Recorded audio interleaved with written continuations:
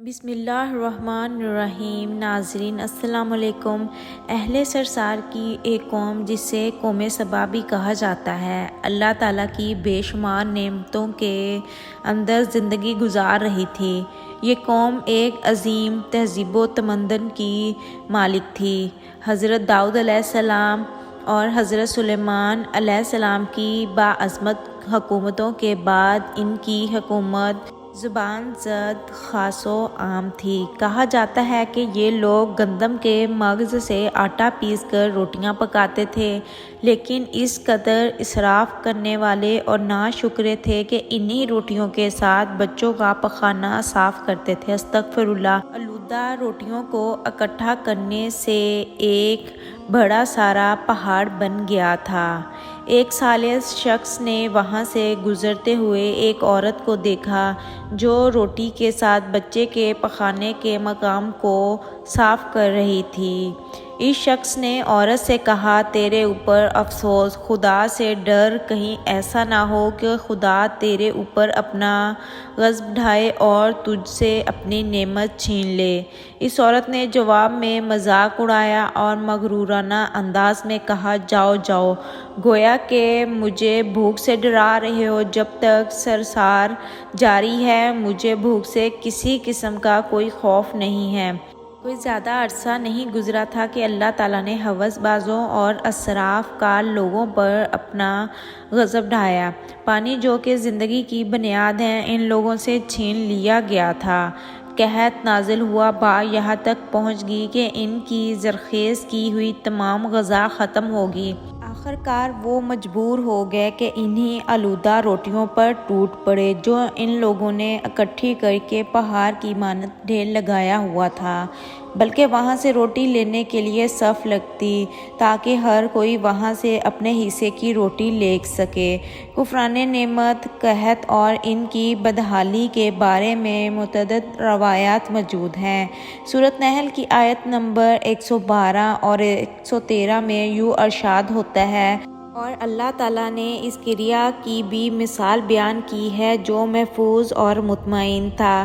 اس کا رزق ہر طرف سے باقاعدہ آ رہا تھا، لیکن اس قریہ کے رہنے والوں نے اللہ تعالیٰ کی نعمتوں کا انکار کیا تو اللہ تعالیٰ نے انہیں بھوک اور پیاس کا مزہ چکھایا، صرف ان کے ان اعمال کی بنیاد پر کہ جو وہ انجام دے رہے تھے، اور یقیناً ان کے پاس رسول آیا تو انہوں نے اس کی تکذیب کر دی، تو پھر ان تک عذاب آ پہنچا کہ یہ سب ظلم کرنے والے تھے۔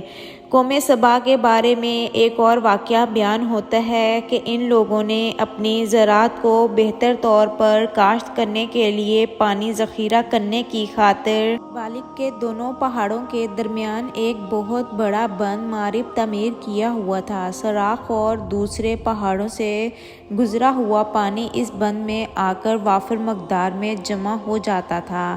قوم سبا نے اس پانی سے صحیح طور پر استفادہ کرتے ہوئے وسیع و عریض اور بہت سے خوبصورت باغات لگائے اور کھیتی باڑی کو رونق بخشی۔ ان باغات کے درختوں کی شاخیں اس قدر پھلوں سے لدی ہوئی ہوتی تھی کہ کہتے ہیں کہ اگر کوئی شخص سر پر ٹوکری رکھ کر ان کے نیچے سے گزرتا تو پھل خود بخود ٹوکری میں گرنا شروع ہو جاتے اور قلیل مقدار میں ٹوکری تازہ پھلوں سے بھر جاتی۔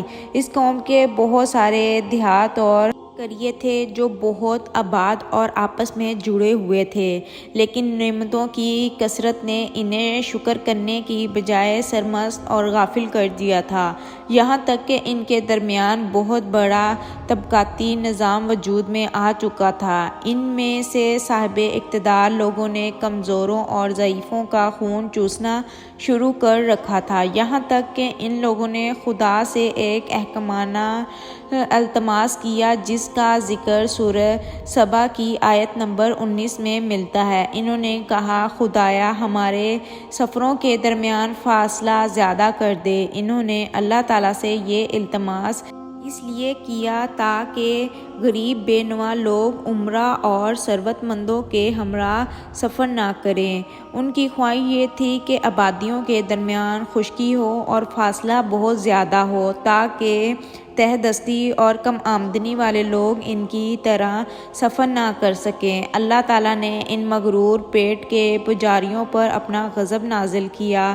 بعض تواریخ کے مطابق ان مغرور لوگوں کی آنکھوں سے دور صحرائی چوہوں نے معرف نامی بند کی دیواروں پر حملہ کر کے انہیں اندر سے کھوکھلا کر دیا۔ ادھر سے بارشیں بہت زیادہ ہوئی جن کی وجہ سے سیلاب آ گیا اور اس بند میں پانی بہت زیادہ اکٹھا ہو گیا۔ اچانک بند کی دیواریں ٹوٹی، اس سے ایک بہت بڑا سیلاب آیا جس میں تمام دیہات، آبادیاں، مال مویشی، باغات، کھیتیاں، ان کے محل اور گھر پانی میں غرق ہو کر نابود ہو گئے۔ ان کے باغات اور زراعت میں سے صرف کچھ پیلو اور بیری کے درخت اور کچھ جھاڑیاں بچی تھیں۔ کچھ الحان پرندے وہاں سے کوچ کر گئے تھے جبکہ الو اور کووں نے قوم سبا کے کھنڈرات میں اپنے گھونسلے بنا لیے تھے۔ اس بات کا ذکر سورہ سبا کی آیت نمبر 15 اور 16 میں ملتا ہے اور آخر میں سورہ سبا کی آیت نمبر 17 میں قرآن کریم میں اس واقعے کا یوں نتیجہ نکالا ہے: یہ ہم نے ان کی ناشکری کی سزا دی ہے اور ہم ناشکروں کے علاوہ کسی کو سزا نہیں دیتے۔ آج کی ویڈیو اچھی لگی ہو تو میرے چینل کو ضرور سبسکرائب کریے گا تاکہ مزید ایسی اچھی ویڈیوز آپ کے لیے لے کر آتے رہیں۔ اللہ حافظ۔